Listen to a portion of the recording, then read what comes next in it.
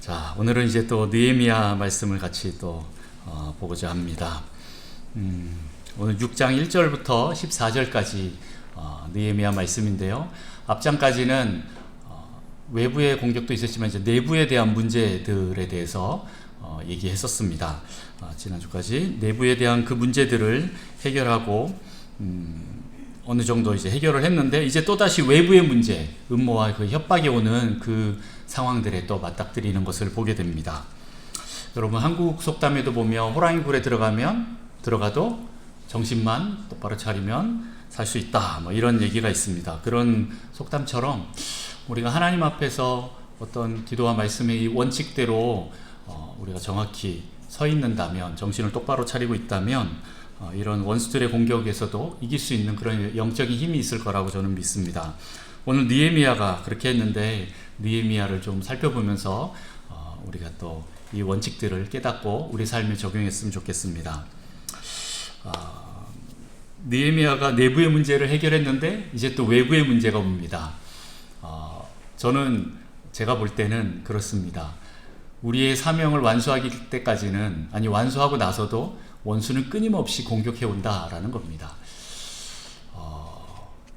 저는 잠잘 시간도 필요하고 쉴 시간도 필요한데 24시간 싸울 수는 없잖아요. 그런데 원수는 잠도 안 자고 24시간 공격할 수 있는 그 특징이 있습니다. 그래서 우리의 영은 항상 깨어 있어야 합니다. 이게 쉽지가 않지만, 그럼에도 불구하고 우리의 몸은 다른 일을 하고 있다 할지라도 우리의 영은 계속 주님을 바라보고 있으면, 그렇게 깨어 있으면 이 공격 속에서도 살아남을 수가 있을 것입니다. 원수는 좀 집요합니다. 우리가 그 천국에 들어가기 직전까지 우리를 끝까지 어떻게든 한번 끌어내려 보려고 하는 것이 그 원수들의 특징인데, 그렇기 때문에 우리는 항상 깨어 있어야 됩니다. 오늘 1절부터 4절까지 더 한 단락을 보면서 보겠는데요. 1절부터 4절을 방금 읽었으니까 따로 읽지는 않겠습니다. 원수들, 산발락과 도비야와 게셈, 이제 뒤에 보면 또 가스무 이렇게 나오는데 그게 또 게셈이에요. 6절에도 보면. 그리고 또 나머지 원수들과 또 거짓 선지자들, 스마야와 노아디아와, 발음도 힘들어요. 노아디아. 네. 그런 사람들이 계속 느헤미야를 끊임없이 공격합니다. 외부의 적들도 있고, 또 알고 보면 같은 유대인들도 있고 그렇습니다. 같은 편인 줄 알았더니 또 나중에 같은 편이 아니기도 하고, 뭐 이런 경우가 있습니다. 그런데 지금 성벽이 그 완공이 거의 다 되어가기 때문에 누가 더 지금 안절부절할까요? 원수들이 더 안절부절합니다. 더 두려워하고, 그래서 더 강하게 공격하는 겁니다. 여러분 삶 속에서 영적 공격이 세다, 그럼 무슨 뜻입니까? 이제 다 됐다라는 겁니다. 조금만 더 버티면 끝나겠다라는 것을 여러분 기억하십시오. 원수가 더 많이 공격할수록 여러분 더 힘을 내시면 됩니다. 이제 거의 끝까지 왔다라는 겁니다. 그만큼 이제 공격이 강하다라는 것은 지금 일이 잘 되고 있다라는 것으로 해석하시면 좋겠습니다. 자, 이들의 도발 내용을 보면 산발랏이 이제 편지를 보내는데, 산발랏과 게셈이 편지를 보내는데, 오노 평지 한촌에서 만나자 이렇게 편지를 보냅니다. 오노 평지가 어딘가 봤더니 예루살렘에서 북서쪽으로, 여러분들이 보시기에는 예루살렘이 있으면 북서쪽으로 좀 더 올라갑니다. 그 자리가 어디냐면 좀 중립적인 곳이에요. 이스라엘 남유다도 아니고 그렇다고 사마리아도 아닌 중립적인 것. 그 말은 다시 말해서 서로의 영토에서 벗어난 곳이에요. 이스라엘 땅이 아니라는 거죠. 영토 밖으로 유인하려고 하는 목적이 무엇입니까? 거기서는 테러를 일으켜도 큰 문제가 없기 때문에 그런 거죠. 유인해서 암살하려고 하는 그 음모다라는 겁니다. 해하고자 합니다라는 것을 알았어요. 대화와 협상을 빙자한 암살과 테러다, 이 음모다라는 것을 알았습니다. 그래서 느헤미야의 반응이 어떻게 합니까? 3절에 보면 내가 이제 큰 역사를 하니 내려가지 못하겠노라. 어찌하여 역사를 중지하게 하고 너희에게로 내려가겠느냐라고 느헤미야는 이렇게 고백합니다. 다시 말해서 거절하는 거죠. 근데 좀 완곡한 거절을 한 겁니다. 제가 볼 때는 느헤미야는 기도하는 사람이었기 때문에, 그리고 자기가 지금 어디를 향해서 달려가고 있는지 분명히 알았기 때문에 그는 상대방의 이 수를 금방 알아챌 수 있었고, 또 계략을 눈치챘지만 그러면서도 이제 모른 척하고 완곡하게 이제 거절하는 지혜를 통해서 상황이 주도권을 빼앗기지 않았습니다. 어떻게 그러면 이제 주도권이 뺏기는 겁니다. 그 사람들이 상대방 원수가 원하는 대로 내가 말려 들어가는 거죠. 그런데 그렇게 하지 않고 내가 내 주도함이 원하는 대로 내가 가고자 하는 방향 그대로 뚝심 있게 이제 밀고 나가는 것을 봅니다. 저는 이것을 또 다른 말로 거절과 동시에 무시합니다라는 거죠. 원수가 공격할 때 제일 좋은 방법 중에 하나가 무시하는 겁니다. 야, 쟤는 저렇게 때리고 걸려 넘어지게 하고 막 화를 내게 하는 그 상황까지도 가게 하고 자존심을 이렇게 긁어도 쟤는 왜 끄떡없지? 왜 나에게 반응하지 않지? 라고 하면 원수가 얼마나 이렇게 속상해 하겠습니까? 저는 무시함으로 이제 속으로 용용 죽겠지 그러고 있을 겁니다. 물론 이제 맞고 있으면 엄청 아프겠죠. 그럼에도 불구하고 원수가 이제 그렇게 다가올 때 내가 딸려가지 않는 그것이 더 중요합니다. 주도권을 뺏기지 않는 것이 더 중요합니다. 그래서 느헤미야는 느긋하게 모든 것을 다 거절합니다. 그리고 나서 공을 이제 원수에게 던져버립니다. 나는 못 간다 라고 이렇게 던져버립니다. 자기가 갖고 있으면 이거를 어떻게 해야 되나, 가야 되나 말아야 되나 뭐 이랬을 텐데 느헤미야는 자기는 이미 뜻이 정해졌기 때문에 완곡하게 거절하면서 이 공을 원수에게 던져버리는 거죠. 그러면 원수가 더 다급해집니다. 이 미끼를 안 무네? 왜 그렇지? 뭐 때문에 그렇지? 왜 안 오지? 또 한 번 더 요청해봐. 그래서 또 편지를 보내고 그렇게 해서 계속 편지를 보내서 오게 합니다. 집요하지요. 4번이나 그렇게 했습니다. 4번이나 반복 요청을 했다라는 것은 이들의 속내가 이제 더 드러나는 겁니다. 무조건 와야 되는 그 이유가 있었기 때문에 그렇게 집요하게 하는 거지요. 그런데 이제 원수들도 알았지요. 4번이나 지나고 나서야 제가 일부러 안 오는 거구나. 우리 이 전략이 들통났구나. 느헤미야에게 당했구나 라는 걸 그제서야 압니다. 그래서 얘가 알고 있는데도 안 왔구나 라는 것을 이제 알고 나서 전략을 바꾸게 되는 거죠. 자, 어쨌든 이 느헤미야는 사명을 최우선시하는 사람이었습니다. 그리고 또 삶의 우선순위에서 이 사명이, 하나님께서 주신 이 사명이 더 중요하기 때문에 이 자리를 이탈하지 않으려고 하는 사람이었습니다. 아무리 중요한 일이, 삶에 중요한 일이 있어도 내가 이 사명을 완수하기 전까지는 하나님이 있으라고 하면 하나님은 다른 곳에 직접 보내시지 않는 한 내가 그 자리에 머물러 서서 이탈하지 않고 계속 그 자리를 지키고 인내함으로 버티는 것, 그것이 굉장히 중요한 것입니다. 원수들의 계략에 빠지지 않게 되는 것입니다. 원수는 항상 미혹합니다. 우리의 우선순위를 바꾸는 그 전략을 하는 거죠. 야, 너 이거보다 더 중요한 게 있어? 너 지금까지 이렇게 잘 왔지만 요번에는 좀 다른 거 선택해봐. 이게 지금 더 중요해 라고 하면서 그 사명 우선순위를 바꾸는 전략으로 다가오게 됩니다. 그리고 또 느헤미야는 이 계략을 알았어도 감정적으로 반응하지 않습니다. 한 4번쯤 하면 이제 화가 났을 텐데 그럼에도 불구하고 똑같이 완곡하게 거절을 합니다. 똑같이 반응합니다. 감정적으로 반응하지 않고 지혜롭게 분별해서 대처합니다. 이렇게 거절하고 무시하는 것도 굉장히 중요합니다. 많은 사람들이 잘 안 되는 영역 가운데 하나가 NO라고 말하는 것입니다. 저도 참 쉽지가 않아요. 누가 와서 저한테 부탁하면 사기 잘 당하는 스타일이거든요. 사기꾼이 와서 막 이렇게 막 아양을 떨면서 자기 힘든 걸 얘기하고 하면 하고 이제 노라고 말 못하고 이제 따라가는 경우가 많은데 혹시 여러분들은 그런 분들 안 계십니까? 근데 이제 노라고 말할 수 있는 것도 굉장히 중요합니다. 물론 이제 지혜롭게 잘 완곡하게 거절하는 거죠.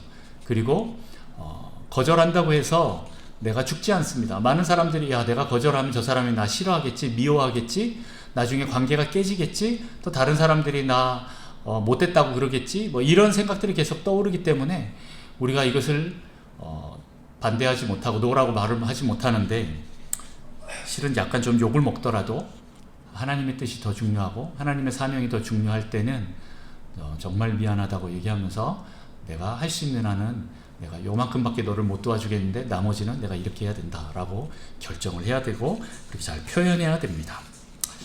자, 느헤미야는 이것들을 잘 알았기 때문에 지혜롭게 분별하고 대처했습니다. 잘 거절했습니다.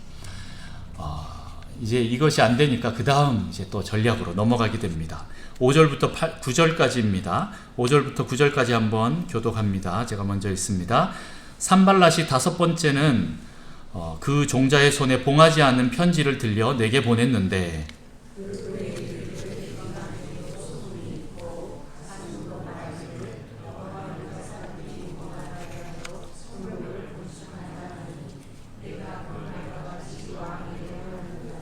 또 내가 선지자를 세워 예루살렘에서 너를 들어 선전하기를 유다의 왕이 있다 하게 하였으니 지금 이 말이 왕에게 들릴지라. 그런즉 너는 이제 오라 함께 의논하자 하였기로.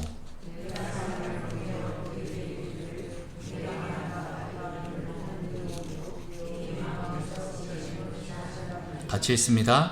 이는 그들이 다 우리를 두렵게 하고자 하여 말하기를 그들의 손이 피곤하여 역사를 중지하고 이루지 못하리라 함이라. 이제 내 손을 힘있게 하옵소서 하였노라. 아멘. 네. 다른 전략이 있는데 이제 산발랏이 이번에는 다섯 번째 편지를 보내는데 어떻습니까? 봉하지 않는 편지를 들려서 보냅니다. 봉하지 않는 편지. 이 산발랏이 뜻대로 되지 않자 다급해진 산발랏은 봉하지 않는 편지를 보내는데 그 안에 내용이 무엇입니까? 모반하려고 한다. 반역을 꾀하려고 한다. 라고 이렇게 얘기합니다. 요즘에도 이런 얘기를 좀 많이 안 쓰니까 그런데 옛날 사람들에게는 반역이다 그러면 이제 끝난 겁니다. 네, 그냥 생명을 잃는 그런 죄라는 거지요. 사형에 해당하는 거지요. 반역을 하려 한다라는 편지를 써서 보내는데 봉하지 않은 편지다라는 거죠. 그 말은 뭡니까? 모두가 돌려볼 수 있는 흑색 선전용 공개된 찌라시라는 거죠. 네, 공개된 서신이라는 거예요. 근거 없는 소문으로 흠집을 내려고 하는 그런 악한 의도다라는 거예요. 억측과 유언비어를 이렇게 써서 편지를 통해서 그 주변 사람들을 선동하게 하려고 하는 목적이라는 거예요. 사람들이 이걸 받으면서 다 펴보게 되어 있고 그걸 보게 되면 이게 정말이야? 라고 할 만큼 혹하는 얘기들로 이제 잔뜩 써놨다라는 겁니다. 이렇게 원수의 전략은요, 거짓말을 잘하는 것입니다. 사단의 제일 잘하는 장점 중에 하나가 거짓말입니다. 거짓말을 잘하는 사람들은 그거 죄입니다. 거짓말은 원수가 제일 잘하는 것입니다. 여러분 거짓말하지 않는 것도 중요한데 어쨌든 사탄은 이 거짓말, 모함, 거짓 소문을 내는 것, 그래서 상대방을 발끈 분노하게 하거나 아니면 두렵게 하려고 하는 그런 감정적인 반응을 유도하려고 하는 게 목표라는 거예요. 원수는 계속 그런 전략으로 오는 거지요. 오늘 산발랏은 또 그렇게 다가왔습니다. 그런데 느헤미야는 어떻게 합니까? 첫 번째처럼 이 말이 사실이 아니기 때문에 반응하지 않고 또 무시합니다. 실은 반응해서 나간다면 주변 사람들이 쟤 진짜인가 봐 라고 더 의심할 수 있는 상황이기 때문에 더더욱 나가면 안 되는 것이었습니다. 다시 말해서 많은 사람들이 자기에 대해서 억울한 얘기들을 이렇게 거짓말을 누군가가 유언비어로 퍼뜨리면 억울해갖고 이거를 막 항변하려고 많이 합니다. 아마 느헤미야에게도 더 그렇게 다가갔을 것인데, 근데 느헤미야는 이 말이 분명한 거짓말이기 때문에 이 모든 것을 아시는 하나님께서 보호해 주실 것을 믿고 그냥 돌파해 나갑니다. 원수의 계략이라는 것을 간파했다라는 거죠. 사실이 아니다. 당신이 꾸며낸 말이다. 네 마음속에서 한 말이다. 라고 이렇게 얘기합니다. 정확히 사실을 이야기하고 단호히 거절합니다. 그 부분에 대해서 이러쿵저러쿵 얘기하거나 나가거나 막 자존심에 스크래치를 받았기 때문에 이것을 항변하려고 이렇게 말하지 않습니다. 그냥 그 자리에 있습니다. 한 발짝도 움직이지 않습니다. 느헤미야는 모든 것을 하나님께 맡긴 사람이기 때문에 흔들리지 않았다라는 겁니다. 지금 자신의 지위나 생명이 위협을 받는 상황에서도 철저하게 자기의 의, 자기의 이름은 혹시 내가 손상을 입어도 문제 삼지 않고 오직 하나님의 뜻, 하나님의 나라만을 위해서 자신을 드리고 있는 상황입니다. 내가 혹시 이런 오해를 받는다 할지라도 하나님 나라가 더 우선이고 하나님 뜻을 이루는 것이 더 우선이기 때문에 그 사명을 감당해야 되기 때문에 자기 이름이 오해받고 자기 의가 자기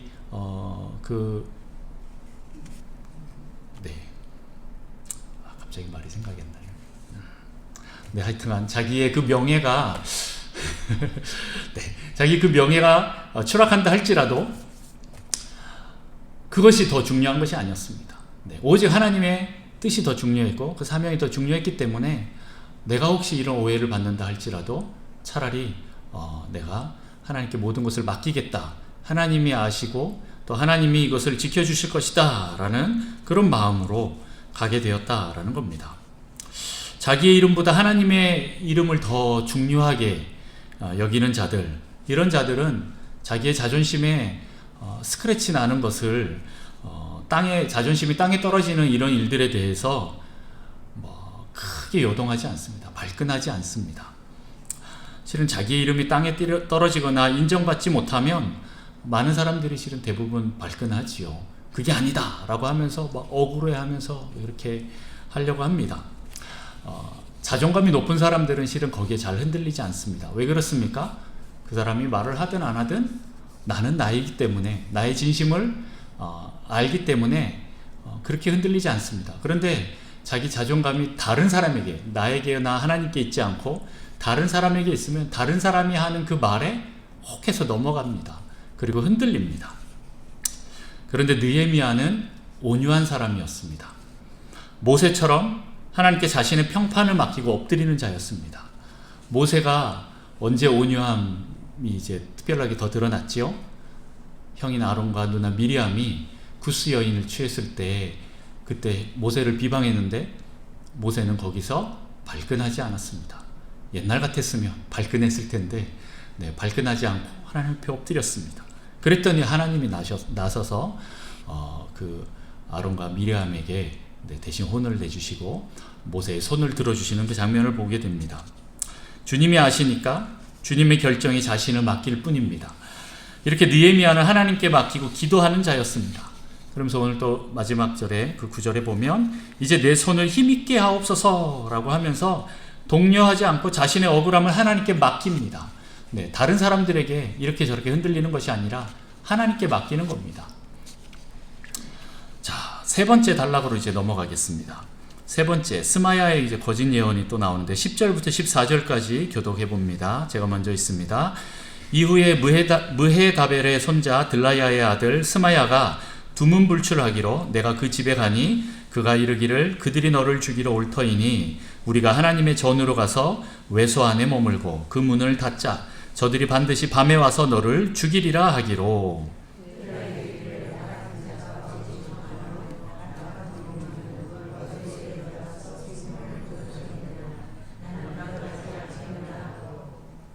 깨달은즉 그는 하나님께서 보내신 바가 아니라 도비야와 산발랏에게 뇌물을 받고 내게 이런 예언을 함이라.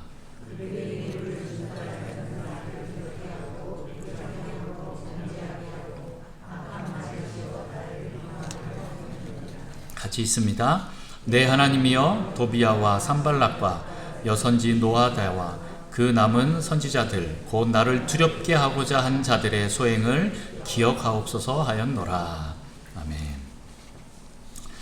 얼마 후에 스마야가 두문불출하는 그 전략을 씁니다. 다시 말해서 이 스마야는 느헤미야하고 좀 친했던 것 같습니다. 그가 두문불출하니까 느헤미야를 움직일 수 있는 제일 가까운 사람 스마야를 이제 두문불출하게 해서 느헤미야를 움직이게 합니다. 이게 도대체 무슨 일인가 싶어갖고 찾아가는 그 상황이 벌어진 거죠. 스마야는 어떤 사람일까라고 이제 추측을 해보니까 이제 성전 외소를 말하고 또 예언을 하고 있는 거 보니까 제사장 출신이고 또 동시에 선지자였음을 알게 됩니다. 제사장이면서 선지자인 그 스마야가 오늘 원수에게 매수되어서 거짓 예언을 하고 있는 것입니다. 아주 고난이도 작전이라는 거죠. 느헤미야가 신뢰하고 있는 그 사람 스마야를 그렇게 스마야를 통해서 그런 일들을 벌입니다. 네. 자, 그가 이제 예언하기로는 이제 하나님 전으로 들어가자. 왜냐하면 저들이 와서 오늘 밤에 너를 죽일 것이다 라고 이렇게 얘기를 하는 거예요. 그러니까 이제 나와 같이 이제 도망하자 라고 하는데 느헤미야는 이것을 알아챕니다. 그들이 너를 죽이러 올 터이니 우리가 하나님의 전으로 가서 외수 안에 머물고 그 문을 닫자. 저들이 반드시 밤에 와서 너를 죽이리라. 네, 여러분, 예언이라고 다 하나님의 예언이라고 생각하지 마십시오. 하나님의 예언이 아닐 수도 있다라는 것을 우리는 항상 영적인 촉을 세워서 감각을 세워서 봐야 됩니다. 예언도 또 설교도 하나님의 말씀과 맞아야 합니다.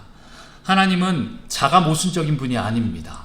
그렇기 때문에 그 사람들이 이제 예언을 할 때 그 말씀과 위배되는지 안 되는지, 하나님의 성품과 위배되는지 안 되는지를 잘 봐야 됩니다. 제가 전에도 한번 간증했을 때 제가 20대 이제 신학교를 제가 33살에 갔는데 그 전까지 많은 기도하는 분들을 만났는데 하나같이 다 저를 혼내시는 거예요. 뭐라고 혼내냐? 너 신학교 가야 되는데 왜 안 가냐고 그렇게 막 혼을 냅니다. 근데 제 속에서 그래, 내가 신학교 가야지 이렇게 생각했겠습니까? 저도 이제 불끈 올라오지요. 하나님이 직접 나에게 말씀하지 않았는데 당신들이 왜 나를 혼내냐 뭐 이렇게 하는 그런 마음도 있었고, 또 한쪽으로는 이게 정말일까? 하나님 성품으로 이렇게 말씀하실까? 라는 생각도 했었습니다. 물론 이제 결론적으로는 제가 신학교를 가게 됐지만 그때는 정말 제가 은혜를 받고 하나님을 전적으로, 하나님은 선하신 분이다 라는 그 신뢰함이 내 가운데 이제 확증이 딱 될 때 그제서야 움직였지, 제가 다른 사람들이 막 혼낸다고 두렵게 한다고 해서 이렇게 금방 움직이지는 않았다라는 겁니다. 실은 내 인생은 내가 책임져야지 그 사람들이 책임지지 않습니다. 그렇지 않습니까? 그 사람들 말은 해놓고서 책임을 져주면 모르겠는데 책임을 잘 안 져주죠. 결국에는 내 인생은 내가 선택하고 내가 책임지는 겁니다. 하나님 앞에서 내가 반응하는 거지요. 그렇기 때문에 내가 하나님한테서 이 모든 것들을 확인해야 됩니다. 근데 오늘 느헤미야도 비슷한 상황입니다. 스마야가 와서 야, 오늘 밤 너 죽을 수도 있어. 저들이 와서 죽일 거야. 실제적으로 그런 위협이 있으니까 충분히 그럴싸합니다. 그런데 그 내용이 무엇입니까? 우리 아무도 못 들어오는 저 성전 방 안으로 들어가자 라고 얘기를 합니다. 그런데 그것은 하나님 율법의 말씀에 위배되는 겁니다. 거기는 제사장밖에 못 들어갑니다. 그 스마야의 예언은 제사장밖에 들어갈 수 없는 곳에 들어가자 하면서 율법을 어기게 되는 그런 예언이 되었고, 그래서 느헤미야는 바로 알아챘습니다. 야, 내 제일 친한 친구도 이렇게 거짓 예언을 할 수 있구나. 원수들에게 드디어 매수를 당했구나 라는 것을 알고 하나님 뜻이 아님을 바로 알아챘습니다. 왜 이렇게 됐을까요? 바로 느헤미야는 말씀의 사람이었기 때문에 그렇습니다. 하나님의 말씀의 기준이 명확히 서 있기 때문에 원수가 교묘하게 유혹을 해도 절대 기준이 그 말씀에서 벗어나지 않는 그 삶을 살았기 때문에 말씀을 벗어나면 바로 거부하는 그런 삶을 살았다라는 겁니다. 심지어는 자기가 죽을 수 있는 그 상황에서도 그렇게 선택하는 것입니다. 죽으면 죽으리라 라는 이 각오로 말씀을 기준으로 살았다라는 거예요. 다시 말해서 말씀의 원칙에 서 있어야 합니다. 하나님의 말씀과 자신의 생명 중 둘 중에 하나를 선택하다 하라고 하면 여러분 무엇을 선택하겠습니까? 오늘 느헤미야는 자신의 생명보다 말씀을 선택하는 사람이었습니다. 많은 사람들이 쉽게 자신의 행동을 합리화할 때가 많습니다. 그럴싸한 이유들로 포장해서 유혹을 잘 분별하지 못하기도 합니다. 그럴 때일수록 하나님의 말씀을 자의적으로 해석하려는 이 유혹을 과감히 떨쳐버려야 하고, 그래야 우리는 본질에 충실할 수가 있습니다. 많은 분들이 하나님 말씀, 하나님 성품, 또 하나님 뜻을 자기 방식으로 또 자기의 뜻대로 왜곡해서 많이 얘기를 합니다. 하나님이 나에게 이렇게 하셨어 라고 이렇게 그런 말을 많이 합니다. 하나님이 이렇게 말씀하셨어 라고 많이 말을 합니다. 저는 그것을 이제 내가복음이라고 얘기를 하죠. 보통 그렇게 얘기를 합니다. 말씀의 적용점이 이제 다 자기 위주로 되어 있기 때문에 그렇습니다. 말씀의 적용점은 결국에는 하나님 기준으로 서야 되고, 하나님 말씀의 기준을 서서 내 자신을 비춰봐야지 내가 기준이 돼서 말씀을 이리저리 좌우하면 그런 일들이 생길 수 있다라는 겁니다. 그래서 우리는 항상 하나님 말씀을 온전하게 분별해야 되고, 그리고 그 분별된 말씀을 따라서 그 원칙과 원리를 따라서 자신의 삶을 계속 순종하는 그 훈련들을 해야 됩니다. 그러지 않으면 내가 말씀에 순종하기보다는 말씀을 나에게 끌어당겨 쓰는 그런 유혹에 빠지게 된다라는 겁니다. 자, 오늘 그렇게 또 큰 일을 앞두고 이제 대적의 방해가 굉장히 이제 반복적으로 일어나게 되는데, 그렇게 되면 하나님의 사람이라 할지라도 좌절하거나 또 조급해지고, 그래서 또 판단력을 잃기가 쉽습니다. 그런데 오늘 느헤미야는 굉장히 지혜롭게 그리고 단호하게 원칙대로 대응해서 모략과 술수를 잘 이겨냈습니다. 끊임없이 계속되는 그 마귀의 술수에 우리도 동일한 태도로 그리고 그 자세로 반응해야 됩니다. 느헤미야를 통하여서 여러분도 이 말씀과 기도 가운데 온전하게 서서 나가야 할 것입니다. 그러면 너끈히 승리하여서 끝까지 사명을 감당하게 될 것입니다. 저도 살면서 실은 이런저런 오해도 많이 받고 이런저런 잘못된 소문들로 인해서 피해를 보는 경우도 많이 있습니다. 그렇지만 저는 이제 계속 거기에 동요하지 않으려고 제 자신을 잘 붙잡으려고 합니다. 어떤 때 너무 억울하기도 하고, 옛날에는 거기에 대해서 울그락불그락 하면서 화가 나기도 하고 그랬었습니다. 그런데 지금은 하나님을 좀 의지하게 되는 것 같습니다. 믿게 되는 것 같습니다. 하나님은 내 중심을 아신다. 내 마음을 아신다. 내 진심을 아신다. 라는 그 마음 때문에 다른 사람이 나를 모함을 하던 무슨 말을 하던 그 부분에 대해서 최대한 거기에 왈가왈부하거나 아니면 내 감정이 흔들리거나 내가 그것을 해명하려고 하는데 내 에너지를 다 쓰려고 하지는 않게 됩니다.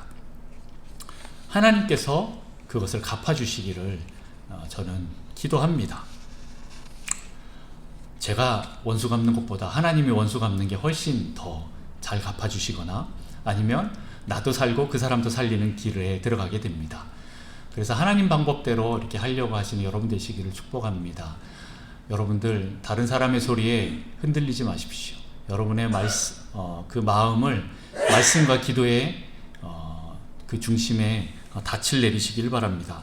오늘 마지막에 그 느헤미야의 기도에도 보면 기도에 닻을 내립니다. 계속 이런 사건이 있고 그 다음에 기도하고 또 사건이 있고 기도하고, 이 계속 느헤미야의 기도가 나오는데 그 기도를 보면 자기가 얼마나 억울하겠습니까, 삶 속에서. 그럼에도 불구하고 이거를 계속 하나님 앞에 던지는 기도를 합니다.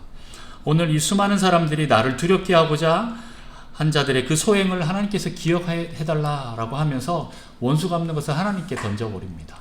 저 사람들이 나를 오해했습니다. 그런데 내가 거기에 왈가왈부하면서 판단하지 않고 이 모든 것을 하나님이 행하시도록 제가 던지겠습니다 라는 그런 기도를 합니다. 다시 말해서 말씀과 기도에 닻을 깊게 내리는 사람이었다라는 겁니다.